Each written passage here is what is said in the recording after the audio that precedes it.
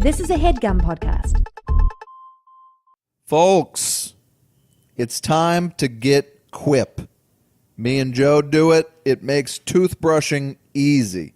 Brushing your teeth, just like making love. The kind of thing you don't really know if you're doing it right till you start doing it right. And folks, Quip is brushing done right. It's the new electric toothbrush that packs just the right amount of vibrations into a slimmer design at a fraction of the cost of bulkier traditional electric brushes.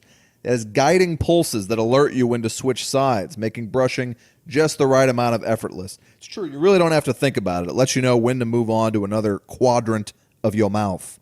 Quip also comes with a mount that suctions right to your mirror and unsticks to use as a cover for hygienic travel anywhere, whether it's going in your gym bag or your carry-on. And because the thing that cleans your mouth should also be clean, Quip's subscription plan, or subquiption plan, surprised they didn't think of that, I'll have to let them know, refreshes your brush on a dentist-recommended schedule. They deliver new brush heads every 3 months for just $5, including free shipping worldwide. Quip's backed by a network of over 10,000 dental professionals, including dentists, hygienists, and dental students. Most toothbrushes don't get named one of Time Magazine's best inventions of the year, but Quip did. It's time to find out for yourself why. Quip starts at just $25, and if you go to getquip.com/CU right now, you'll get your first refill pack free with a Quip electric toothbrush. That's your first refill pack free at getquip.com/CU. GETQUIP.com/CU. Folks, it's going to be love at first brush.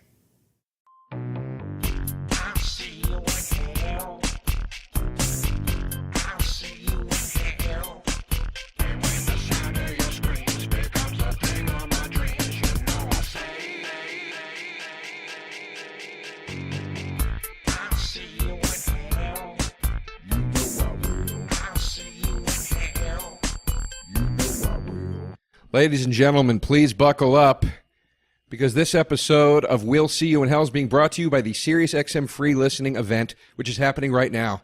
Enjoy 2 glorious weeks of road happiness and listen for free May 17th through the 30th. No strings attached. Look, you got an inactive SiriusXM radio? Then you can rock your ride today. Sirius has 100 amazing channels, all of which you'll be able to access for free, including their newest edition, the Beatles channel. Again, it's free through May 30th. So you'll have 2 amazing weeks of commercial-free music, plus talk and sports and comedy and more. Tune in and let's ride. Please note that some older Sirius radios may not access free listening channels, and you can go to SiriusXM.com/headgum to learn more. Again, SiriusXM.com/headgum to learn more. Joe, I just found an article here on Facebook that I thought you'd particularly enjoy. Its title is "This Gen Xer's Heartwarming Advice to Millennials Has Twitter Users in Tears." And who's the Gen Xer? I don't know, Joe. I just thought that sounded like something you might want to read, and it might warm your heart. Well, Pat, it took everything I had in me to not spit on you as you were saying the title. So yeah. A friend of mine shared it.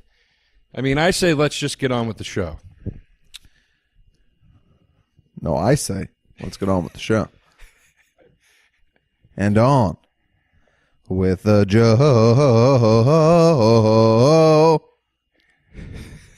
Very good.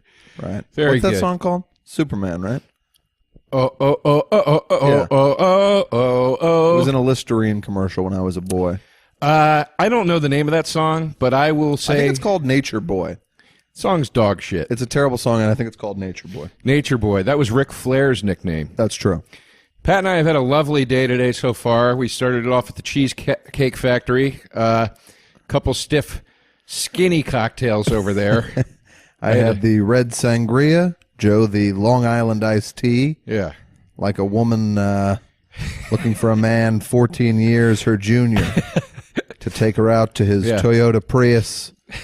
Maybe go up to the 7th floor of the parking garage where no one else is and orally pleasure her. In a little game I like to call How Joey Got His Groove Back. Then we went to see Alien Covenant, the subject of today's episode. I thought it was Coven of Ants. I read that wrong, and I think that's why I was let down. How long have you been sitting on that? I was expecting, ants around a cauldron stirring, and how long have you been sitting on that? Be honest. It just came to me. Bullshit. Coven ant. I don't. It's not a good joke, Joe. I didn't put a lot of time into it.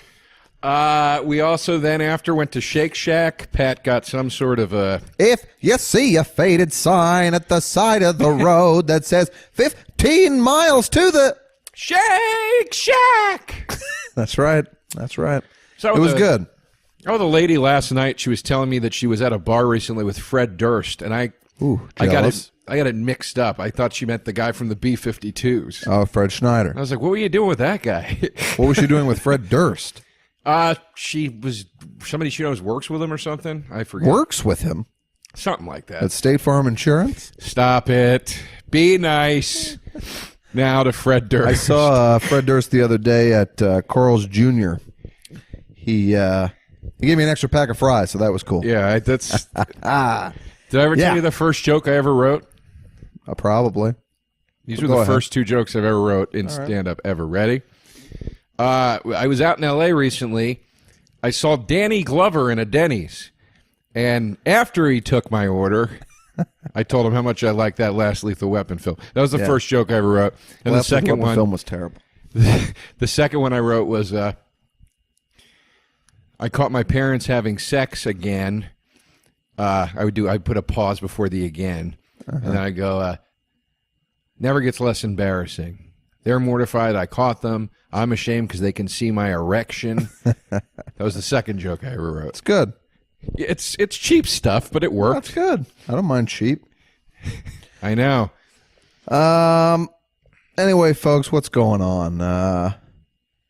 As we told you, the show's picked up. I was in New York this week for the Upfronts, where they announced their upcoming schedules. It's exciting. I met the president of CBS. I pumped the hands. I shook the babies. And then I came home. It was fun. Right. Did you kiss anything? No, I didn't. You should have kissed something. I should have. Nobody was interested. All right, fair enough. Joe, what's been going on with you? Not really a lot, Pat. I've sort of been living vicariously through your show pickup. Right. I've been telling people around town that it's my show. Well, technically that's true. You know. So look, what is going on? I don't know. I started writing a column for a magazine, and it's official and it's happening, and it'll be monthly. I'm not allowed to talk about it yet. Okay. Because the ink ain't dry, but I wrote my first column, so I'm excited to be doing that, a humorous opinions column. All right. And I been out on a date. Good. That was nice. Had a friend in town Wednesday when you were gone. He and I had a great time. Good. Tore up the town. Good. With our pals Vince and Georgia and Jesse Pop. Sure. That's about it, Pat. Twin Peaks starts tonight. I got the Showtime add-on so I can watch it. I'm really excited. I mean, I think the reason I'm so excited is because it's not trying to match something amazing. It's trying to match something that was briefly amazing, then nearly unwatchable. And I think we're going to get probably something in between. Moments of greatness. I read the spoiler-free reviews. Okay. And they all gave it acclaim. They said this new show will entice, enrage, mystify, and whatever Twin Peaks fans, which is what TV needs right now. True. They said it is not a nostalgia run at all. It feels way more like Lynch, like celebrating what he does best. Yeah. And he's sort of back with a palette where he's allowed to create and have fun. But yeah, everybody said it's great and it's dark and it's weird. Right. One critic said there is something in the first episode or the second episode that is, quote, the scariest thing he had ever seen on television. All right, I love that. So, I mean, I don't put it past Lynch. I know he's capable of it. I love it. I love it. Your friend. I love it. Remember that? I've been swimming in raw sewage. I love it. The star of my show and yours, Joe, is our mutual shared love friend, J.R. Ferguson. J.R. Ferg. And he will be appearing in the Twin Peaks reboot. Do you know how big his part is in it? He said he only saw his pages. He had no idea how he relates to anything. He's not allowed to talk about it. That's often what it's like when I do Saul. They sort of fly me in the dead of night, in a helicopter. Better Call Saul. Yeah, You thought we'd all know Saul. Well, what other show has ever had the word Saul? Is this, Johnny Carson? I had a friend in college that would do that. He would talk about like actors he liked, but he'd only refer to them by their last names. Sure. So he'd be like, that's the great thing about Mathal. Mathal knows how to, and you'd be like, stop, you don't know him. No, you gross. You're a theater minor at a state school. Bobby De Niro. Anyway, I was just making a joke about how secretive it always is when I do Better Call Saul. And I was painting a picture, and then you cut it off. But that's fine. It sounded like you said Saul, like you were in the Saw franchise. Oh, Saw. Yeah, but I know now that you meant Saul. Better Call Saul. Okay. Anyway, I was just saying forget it. It's very secretive is the point. You got anything for the movie roundup? Yeah, for once I did watch a few movies on the airplane. I had a first-class seat for the first time in my life. Uh-huh. It was very exciting. I got this 5-star service, They pick you up at the gate. Got driven to the airport. They pick you up at the curb. Some lady walks you past security. Mm-hmm. Huge bar, but when I say open bar, I mean all the bottles are just there with glasses and ice and garnishes and mixers. So it's just like help yourself. It's just like your own home bar. It was amazing. Laid down. I love it. So anyway, on the plane between 2 and there, I watched 3 movies, which was more than I've watched in months. And here they are. I watched The Founder, starring Michael Keaton, about Roy Kroc. That's the movie I watched. I'll be damned. Yeah. Did you like it? I loved it. I loved it myself. It moved at its own pace. It was a little slow at times. It was very dark. I loved it. Gave me tremendous guilt about eating at McDonald's ever again. Yeah, well, luckily I haven't in a decade, but it's... I don't know how they authorized it, really. I guess it's just a true story, so they can do whatever they want. But I was at a McDonald's 2 days later. Yeah. That was about as long as I could wait. But Roy Kroc, basically steals these 2 sweet brothers, had the McDonald's franchise, their vision, the arches, the whole system of making food. Everything was theirs. Roy Kroc slid in and just completely bent them over the grill and butt-fucked them. And at first it seems like he means well. He's trying to just help these guys build this franchise or this I was going to say metropolis. That's the wrong word. But this iconic whatever.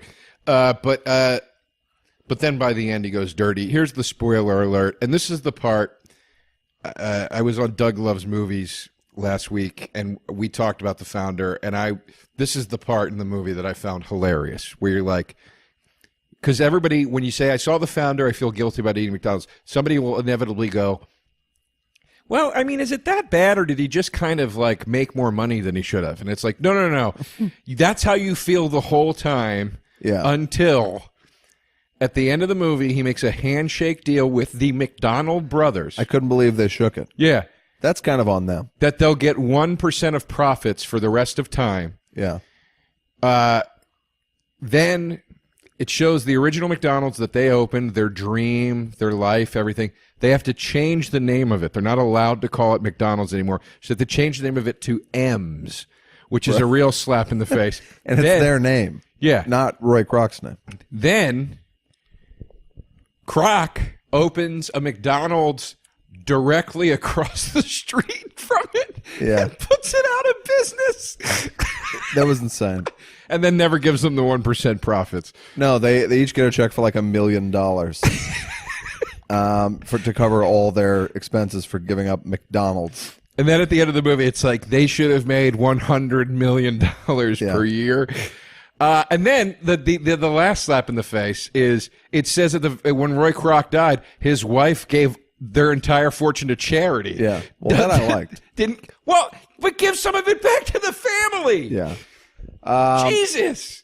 Then Laura Dern is in the movie, one of my favorite actresses. She had very little to do in it, but she's supportive of him the entire time. all through his crackpot schemes and dreams, she's right by his side. And he starts making money. He's throwing food in his mouth that she made at dinner. And he goes, hey, I want a divorce. Yeah. Yeah. Crazy. But he does go after one of my favorite ladies on Earth. Who's that? The woman that he dumps his wife for is the girl from Patrick Wilson's wife, right? She's the girl from Freaks and Geeks. She was in Cardellini. Bloodline. Linda Cardellini. Yeah. She's not married to Patrick Wilson. She's great. And the reason in the movie she was. Oh, in the movie she was, yeah. She played Thelma in the Scooby-Doo film. Yeah. I kept thinking, she looks so familiar. Who is she? Who is she? That is, of course, who it is, but I've never seen her with blonde hair, so I was confused. It was clearly a wig she was wearing. Right. So, it's like any other biopic. It has those moments where you're like, I like the opening scenes is like him trying to sell milkshake machines to drive through burger joints. And, they really go out of their way to show him multiple times waiting for his food. Like, come on! Yeah. Why is it taking so long? Yeah. Very often they would, a scene that could have been 20 seconds would have been 4 minutes. Right. They did that a lot at the beginning of the movie. That's fine. Yeah. I liked it. I liked it, too. I saw Why Him? Oh, God. Starring Bryan Cranston and James Franco. Two actors I like. I like them both, too, and I like Mullally, and I like Keegan-Michael Key, and I like Cedric the Entertainer. I mean, the cast is all really funny. You're saying all the right names. So they keep it barely afloat. If I wasn't on a plane, I don't know if I would have finished it, but they keep the balls in the air just long enough. You're like, that was all right. It's if you watched it on cable, you wouldn't hate yourself. There's a couple chuckles. Fair enough. I also watched Office Christmas Party. Why do you do this to yourself? I'm on a plane, Joe. Yeah, but you have other options. What? I hadn't watched a movie. These were the movies I hadn't seen. All right, tell me about Office Christmas Party. Office Christmas Party. By the way, if I can just interject, laziest. I like to bring this up a lot. Laziest movie title of all time. Yeah, I agree. It's up there with Hotel for Dogs, and as we discussed the other day, A Hologram for the King. Well, that's not a lazy title. That's the worst title ever. That's why that movie made no money. Anyway, by the way, you were right, because I brought up a hologram, or the reason we were talking about A Hologram for the King is we were coming out of the movie theater, and I said, do you think that new Tom Hanks The Circle movie is going to be any good? Pat said, no fucking way. And he goes, did you see that last one? And we started talking about A Hologram for the King. So then a week later, I went on Rotten Tomatoes to see 13%. Oh, God. And it's got Emma What's-Her-Face in it. It's got Tom Hanks in it. Tom Hanks, but it's got the Harry Potter girl who's like all the rage. It's like, how is it possible that she's in a 13% movie? I don't even understand. Okay, Tom Hanks is doing it, I'll do it. Anyway, go ahead. So, Office Christmas Party is exactly what you'd expect. It's an Office Christmas Party that gets a little out of hand. Much in the same way of Why Him, I would say on almost no plot, it keeps things moving okay. And all the laughs come from the guest stars. Like Fortune Feimster has a really funny bit in the car. Stuff like that is funny. There's funny little bits, but, on the whole, you could take or leave it. There's been a great comedy in forever. This new one coming out. And I'm sorry. I know it's an all ladies thing. This is not sexism talking. This is me saying do something different. That fucking movie coming out with Scarlett Johansson. Oh, see, that one might be funny. It's from the Broad City people. Stop it. It's from the Broad City people. It's another movie about a bachelorette party that goes wild. Yes, they've had literally two of those. 2 years ago, there were two of those movies. Yeah. So now here's a third one. Well, this one is Very Bad Things. I don't know how they get away with not paying them to remake Very Bad Things. They murder somebody? They kill the male stripper, yeah. By accident. And it's not a remake of Very Bad Things? That's what I'm saying to you. Yes. I don't understand. Very Bad Things depresses me too much. I can't take it. It's a dark film. Yeah, Cameron Diaz is. I think because everybody sees that maybe their friends could have something like that take place. She should have got an Oscar for that movie. She's great in it. Yeah. I haven't seen her in a movie in 5 years. She all right? Cammy? Cammy's around. All right. I see her down at the dog park, and Okay. we swap recipes and things. I'm sure. She loves that. What is that Scarlett Johansson movie? It's called like Shit Show or something. It's already changed the name a couple times. It's called like Hot Mess or something like that. or something Wild Night or something. I don't know. Shame Night. Yeah, Walk of Shame Night. Oh God. M. Night Shyamalan. It looks terrible. Anyway, what else is up? We're talking today. That's all I've seen. Did you see anything other than the Founder? no, but I feel like now I just need to make fun of equally a male movie that I think looks stupid. Well, I am about to. What about the trailers we fucking saw today about the Dog of Valor? That was a female lead film. What else did we see trailers Folks, for? you got to watch this fucking trailer. It's about a woman whose life is saved by a dog in Afghanistan. She is like running and crying in every scene of this movie, like, he saved my life, about a dog. Yeah. There's like choppers going overhead. There's like the president is pounding on his desk, and it's all about a dog. Yeah, she like somehow gets the right to adopt a military dog, and like she's changed the course of history or something. Yeah. It's like, there was a guy that has no legs, right? Yeah. Not to mention it's a German shepherd, not even an American shepherd. I did watch the new Norm Macdonald special. I loved it. I saw it live and I saw it on Netflix. I liked it. I liked the last one better, but it had some very Same. funny moments. What other stupid movie trailers did we see today? We saw what was the really bad I got to one? tell you, man, I'm a fan of the guy, but Woody Harrelson is pulling me out of the Planet of the Apes. He's pulling me out. It doesn't I always sound like right. him. He's not right for this part. It will be a planet Yeah. of apes. It sounds ridiculous. It really does. And I had heard recently that he stopped smoking weed, and I wonder if his acting isn't going to suffer because of it. It sounds ridiculous. And I'm sorry, I don't understand. What is the difference between this Planet of the Apes and the last one? The last one was the big battle for dominance, and now it's another battle for the Planet of the Apes. Well, they all are. They're always going to be battles for the Planet of the Apes. The original ones aren't. Did Yeah. you ever watch that original 5-film? I've only seen the first Planet of the Apes, and then I saw Burton's, Oh, well, dude, and then I saw the remakes. do yourself a favor. I own them. I've never seen them. Watch Beneath. That's going to fuck your world up. You're not. don't need that. goes in a direction that you have no clue. All right, I'm intrigued. It didn't. I don't know. It looks okay. I'll go see it. It looks more like here we go, and this is good. Ready? Yeah, It looks more like some more dumb man shit. yeah. So there you go. All right. And I'm not just saying that to balance the scales. It looks more like man. How many more fucking like macho trailers are they going to have where it goes where they do this trick at the end? I didn't come here to start this. Yeah. Silence, black screen, but I will end it. Yeah. Title, May. yeah, timpani 2000. drums, boom, boom, boom, boom, Yeah. boom. How many times are they going to do that? It's stupid.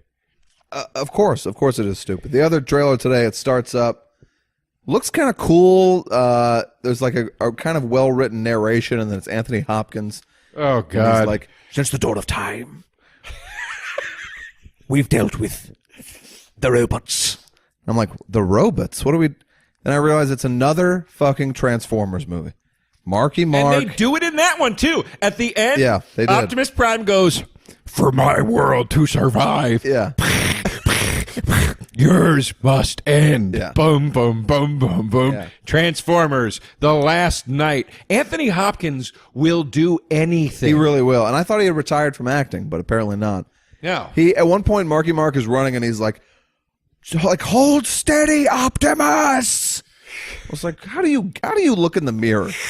In the greatest suspension of disbelief of all time, Yeah.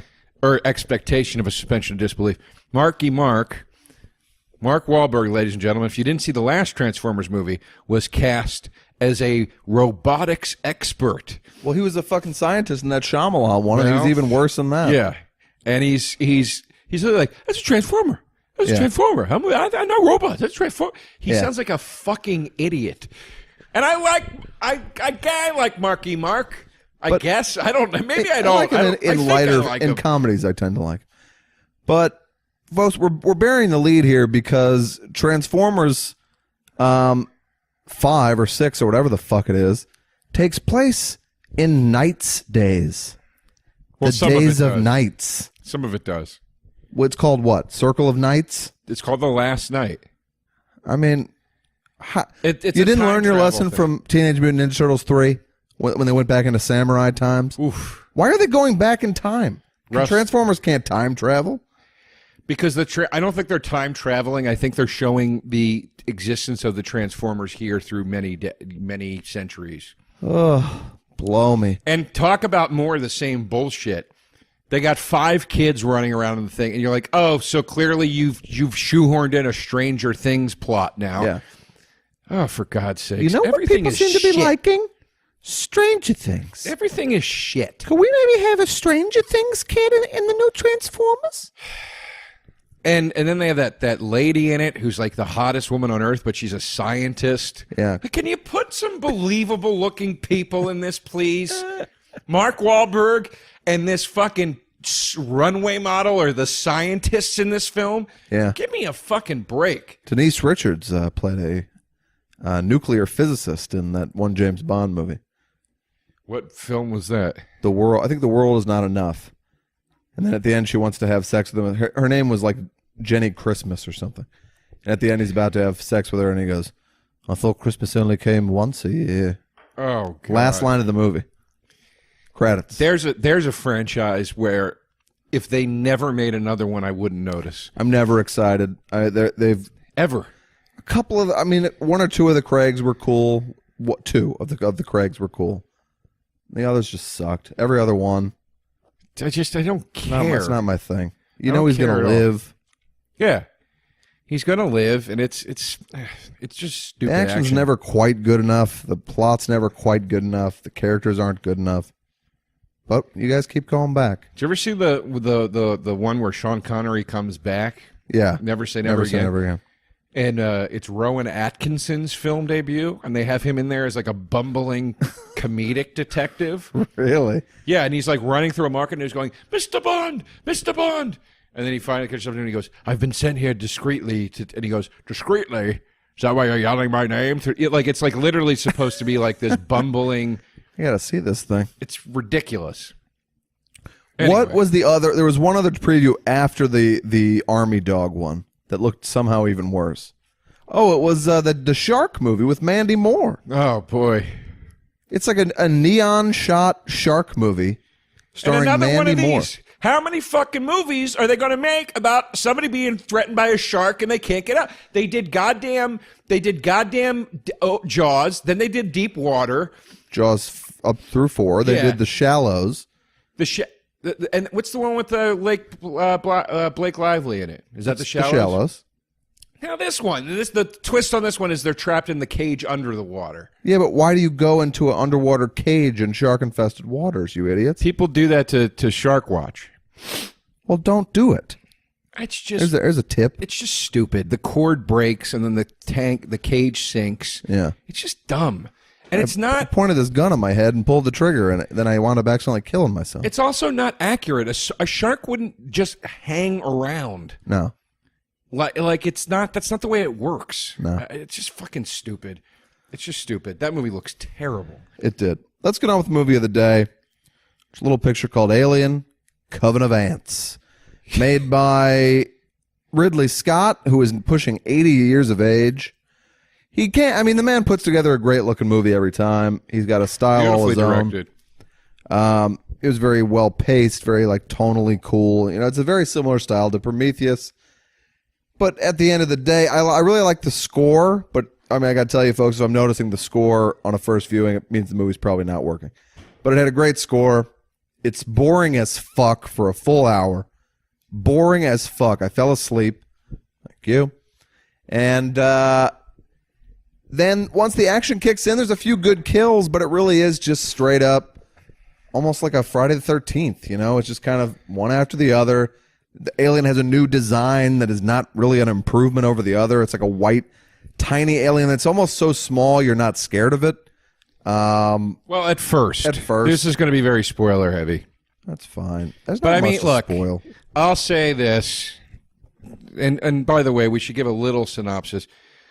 This is the sequel to Prometheus. It takes place 10 years after Prometheus. It's about what happened to the ship in Prometheus. It's about this other crew discovering that ship, and then the birth of the alien as we know it. That's basically it. So here's the thing. You people already know how I feel about the Alien franchise. I think there is one good movie in the Alien franchise. Stupid. And that's Alien 1. I think 2 is a passable... Better.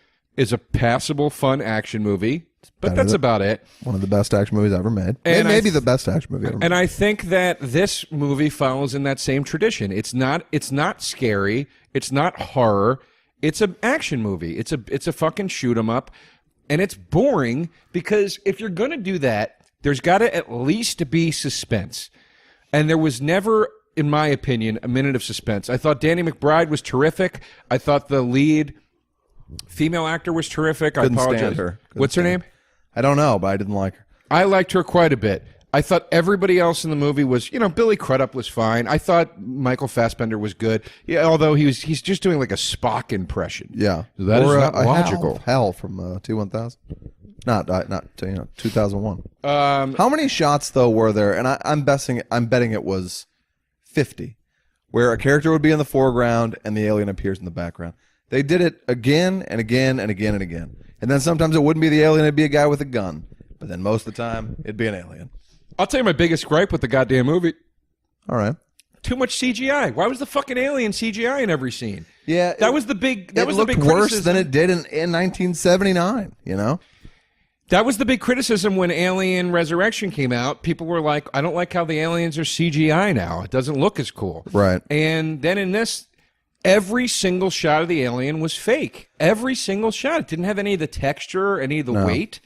My dear friend Mike Curry, an avid listener of the podcast, sent me a picture reminding me of the burned, like, copper alien face skull at the end of 3.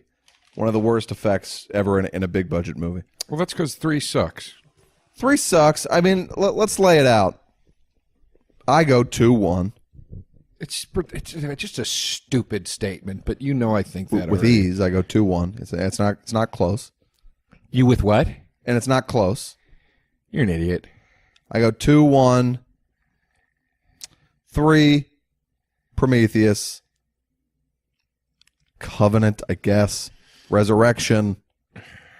And then at the very end are your Alien versus Predators. I'll tell you this. I'll take the Alien versus Predators over Prometheus. I'll take them over Alien Covenant. Because at least you got real animatronic effects and stuff like that. And at least, I don't know. Those are just, they're video games. They truly have nothing to them. I thought this was sort of a video game. And by the way, why is the fucking Alien franchise about a goddamn robot manipulating everybody? Yeah, I don't know.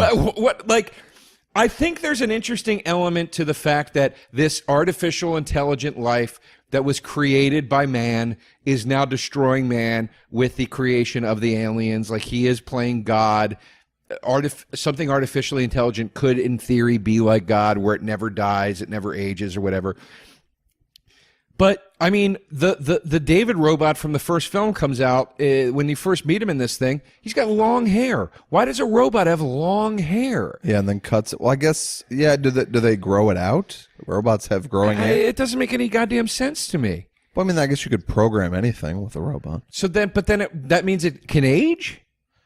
I don't know. I'll tell you what I didn't need was 7-minute scene of Fassbender teaching another Fassbender how to play the flute. I was like, what the fuck am I watching? Lot of flute business in this film. They also kiss on the lips at one point, which that was a big. It was very clear that Ridley Scott was like, well, we'll blow their minds, mate, with how we have Fassbender do things to Fassbender. Yeah, I know that's not what he truly sounds like, but in my head, that's no, how he he's sounds. not the crocodile hunter. R.I.P. And also R.I.P. Mr. Chris Cornell, if I may. Just one of the greatest voices of my or any other generation, and it's a damn shame. And folks, if you're feeling down, if you're feeling depressed, or you're feeling sad, get help. Talk to a friend. Chris It was Cornell shouldn't ruled be dead at age 52. It's crazy. It was ruled a suicide. His wife is It was disputing ruled a that. suicide. That's why I'm saying this. Can I say this? Every time a guy hangs himself, people go, Was he jacking it? You said this too. I said, was he jacking up? You said, well, I hope not. Yeah. See, that's always the notion when somebody hangs it. People think, because you'll hear people make, they'll talk about this. They'll say, if you catch a guy jerking off and he died hanging it because he was trying to choke himself, you got to clean it up and make it look like he just hung himself. I say you go the other way. You find a guy that just hung himself, make it look like he was jerking off and he died by accident. You come on the floor? He was just, he was having fun. He was in a good place. If something bad happened. Now, what happens if they see the cum on the floor and then when they're doing the autopsy, they test the cum and realize it was your cum? Well, the problem is... Then they're going to think you were fucking him and hung him. The problem is when the detective comes in and dips his pen in the semen and then tastes it, as they always do, and then knows it's not the guy's cum. Yeah. But I mean, maybe he didn't come yet. Maybe he just choked himself before. Maybe he just has a soft dick. I mean, the truth is, if I were going to hang myself, and I won't, why not go for the orgasm to round it out? I'll tell you right now, if I ever kill myself, that's how I'm going to go out, as just one last fuck you to the world. Clean this up, you pigs. Thanks for nothing. Well, this got away from us, but I love Chris Cornell, and I wish him and his family the best. I do too. That's a bummer. Well, just a hell of a singer, and songwriter. I think the Down on the Upside album is a masterpiece. It's my favorite of theirs, and my too. favorite song of theirs, I believe, Blow Up the Outside World. My favorite song is still Pretty Noose. Pretty Noose is awesome. It's a great tune. I love Ty Cobb. Yep. Quick little punk number. What's this? What's track 2 on that album? The one that starts with he goes. That's almost like their Zeppelin album or something. Yeah. No, that's my favorite of theirs. It's a great record. 16 tracks. I kind of want to get that on vinyl. I have it on vinyl. Yeah? Sounds great. It's worth the squeeze? Yeah. All right. Fair enough. Anyway, back to Prometheus. Now, what we have now in the Alien franchise... Alien Covenant. What we have now in the Alien franchise is, in my opinion, one very well-made film, one fairly fun film, and then even Ridley Scott, and this is my problem with it, even Ridley Scott now himself is mimicking Cameron's Aliens and not his original thing. Mm-hmm. And I don't understand why everybody is... There was no threat in this film. I never once felt scared about the alien. No, that's I never true. once felt that it would... They also were breaking a lot of logic rules where the face hugger jumped on... Again, guys, this is a lot of spoilers. The face hugger jumps on Billy Crudup and immediately he births the alien from his stomach. Yeah. It jumps on the other guy, and that guy, it's 10 fucking hours later that the alien comes out. The guys in the beginning get the spores up their nose, and then immediately these white pseudo-aliens jump out of them, and it's like, it just was like, I just kind of didn't get it. It didn't make a lot of... I know it's a fake movie. It's crazy fiction, but there's got to be some logic to it, and it didn't make logical sense to me. I agree, and there's something... I just checked here. It made $36 million this weekend, which is bad. It probably cost $140 or something. I think people are kind of not that into aliens. The new Independence Day bomb, they're over it, I think. I don't know what they're looking for, but it's not aliens anymore. There's also too much going on. Yeah. Why is there in Prometheus... Why does it have to be that there's... I hated Prometheus because it's an aliens movie with no aliens in the fucking thing. Right, but I liked that it was something different. I liked it. I don't mind that it was something different, and I think Ridley Scott was trying to be artistic and say, I want to do something different that will serve as sort of a prequel to Alien. Right. And then when everybody went, but there were no aliens, and I didn't like this, then all of a sudden it's like, oh, we're jumping back in. This one's called Alien Covenant, and there's going to be aliens. Anyway... What's your favorite Ridley Scott joint? I've never been passionate about a Ridley Scott joint, I must say. What's my favorite? Even though I know he's a good director, I've never been like... My favorite movie by him is hands down Matchstick Men. I do love Matchstick Men. I love it. Yeah. I love it. Sam Rockwell at his finest. Nicolas Cage at his finest. Yeah. It was a great movie. My favorite Tony Scott is Easily True Romance. what's her name is wonderful in it. Well, no, my What favorite happened Ridley to Scott her? movie is Alien. I might like Matchstick Men better than Alien. Holy shit! Well, you talk about Alien as if it's an all-time masterpiece. I think Alien is a wonderful film. I'm just saying, based on like what do I feel like watching more frequently? Because it's lighter. I'll throw Matchstick Men on. Nah, maybe I like what's her name? The girl that was in My Friend Flicka. The girl, Allison Lohman.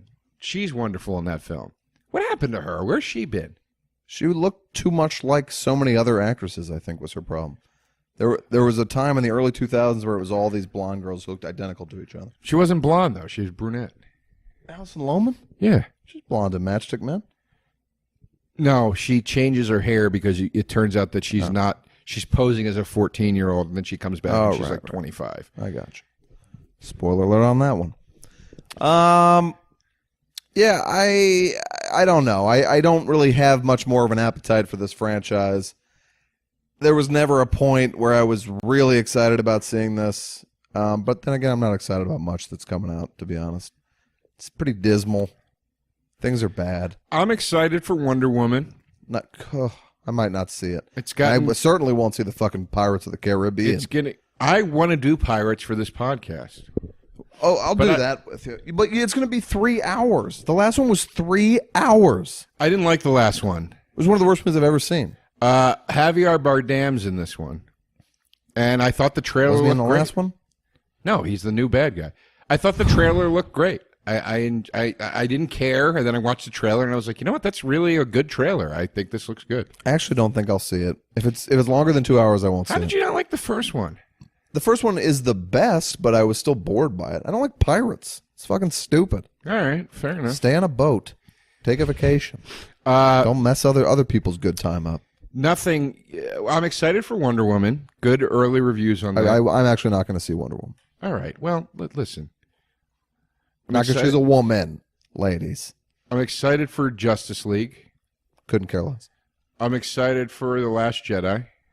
Yeah, I'll see that. So those are three. You sound like Putty right now.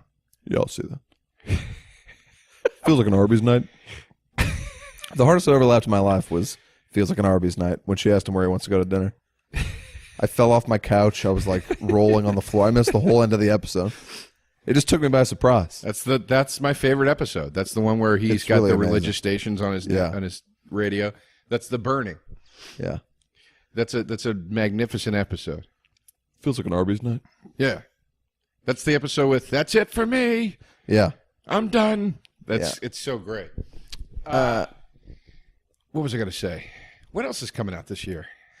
I don't know, but see, isn't it sad to you that everything you're mentioning is like the 18th sequel to something?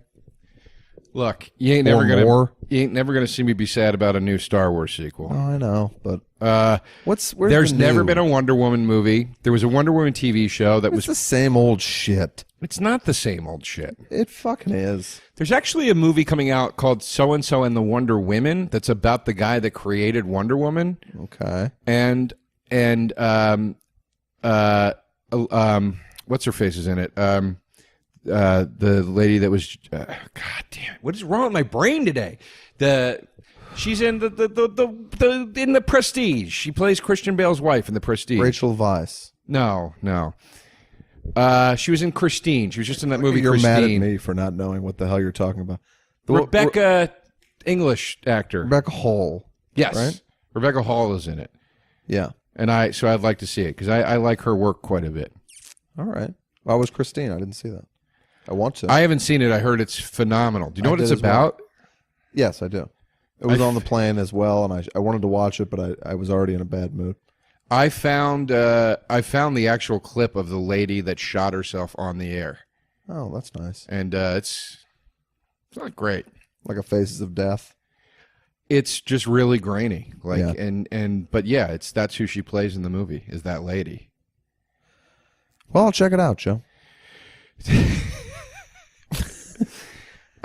Yeah, but there's not much coming out this year. I agree. No, maybe something's waiting down the pike. I don't know. But no, folks, thanks for tuning in. Whoa, geez, what are you just calling the shots over here? I got to get somewhere at 4. So no, I know, but it's how long have we been doing? We're minutes. 43 minutes. So yeah, well, I mean, let's keep it going. Right. Do you have anything for Joe's scary stuff? Not a goddamn thing. All right. It's been a slow week. I don't know why. I just can't think of what happened this week. All right. Well, gang. Thanks for coming out again. Just something to put on your radar. This probably won't be next week, but it'll be soon. We saw a trailer today for the new Kingsman. And I turned to my friend Joe here. I said, oh, I'm excited about that. The first one was fucking awesome. And Joe goes, I've never seen it. So maybe that'll be one that comes up. We'll watch. Maybe Joe and I will watch that. But does it fall into fantasy sci-fi? It absolutely does. Okay. Yeah. All right. The Kingsman in the Queen's Secret Service. Yeah. You know what? Actually, it's probably better for us to pair them. So maybe we'll do Kingsman 1 and 2. But, if you haven't seen those movies, check them out. I like Colin Firth quite a bit. Yeah. I'm down with Firth. Yeah. This new one's got Channing Tatum. Yeah, it does. Yep. I always say about Channing Tatum, both of his names sound like a thing you'd call your taint. Yeah. I always thought that about that guy. I don't hate Channing Tatum. I don't hate him either. I'm saying I like him. I like him in a lighter role, 21 Jump. Do you like him in Jupiter Rising? That was one of the worst movies I've ever seen. Where he played a half dog, half man who fucks up Mila Kunis. They lost their mind. Yeah. I called foul. And not because of the trans thing. I know, they lost their creative way. I called foul after the first Matrix when everybody was going, these guys are geniuses. I'm like, everybody just calm down. The first Matrix and Bound, these are great fucking movies. Matrix 2 has an amazing car chase. The rest is unwatchable. Matrix 3, pretty much all unwatchable. Never saw the third one. Cloud Atlas, guys, horrifically bad. What was your favorite? Speed Racer, one of the worst movies I've ever seen in my life. They got John Goodman in there. It's like, what are you doing? I haven't seen Sense8, the show that they do. I never saw Sense8. It's got a lot of fucking. I never saw Bound. Well, Bound is great. I never saw Cloud Atlas. Did you see that? Joe, I just went through these movies. Is this a joke? No. You don't listen to me. I do listen to you. I'm just a little fried today. Holy shit, folks. I just went through all these movies, then Joe went through them again. You see why I don't even really have a friend here. I'm just talking into the ether. All right. Well, I don't remember what you said about Cloud Atlas. Did you say it was bad? It's embarrassing. It's like 40 embarrassing stories sewn together. It truly is. It is like a batshit Pulp Fiction. Yeah. You're like, what is going on? It was terrible. Who cares about any of this? I don't know why we got off on the Wachowskis, but yeah, I mean, they need to do something good again at some point. They should really go back to like Bound, like make just a little character-driven thriller. I thought V for Vendetta was okay, but did they direct it? It was okay. Or I think they just produced it, but yeah, it was okay. Folks, thanks for coming out. I am on Twitter and Instagram at the Patrick Walsh. Our Facebook page is really pumping along. Every time I check in, I get some good laughs. Just search "We'll See You in Hell." Emily does a great job running it. Thank you, Emily. Our merchandise is on the way. Feel free to tweet at us, whatever you got to do. Joe, any plugs, anything like that? Yeah, Joe DeRosa Comedy on Twitter and Instagram. I need to thank the listeners of this show. As you know, for quite some time now, I've been asking people to go and help me fix my trolled album ratings on iTunes and Amazon that were at one point down to 1 star because of an army of trolls. And guys, they're up to like 3.5 stars. So you're clearly putting the reviews in. So thank you for helping me right the wrong course of that ship. If you have it in you to go do it again or leave some more, I'm not asking for fake reviews, but if you have it in you to say more nice things, I'd appreciate it. It is helping. It is again righting the wrong. So thank you for that, sincerely. And as far as plugs go, I'll be in San Francisco for Clusterfest in June. 3rd and 4th, I'm performing there, and I'm doing stand-up, and I'm also hosting the Patty's Pub Trivia Day or something. So come out. Thank you very much, everybody. We will see you next week, and we'll see you in hell. That was a HeadGum podcast.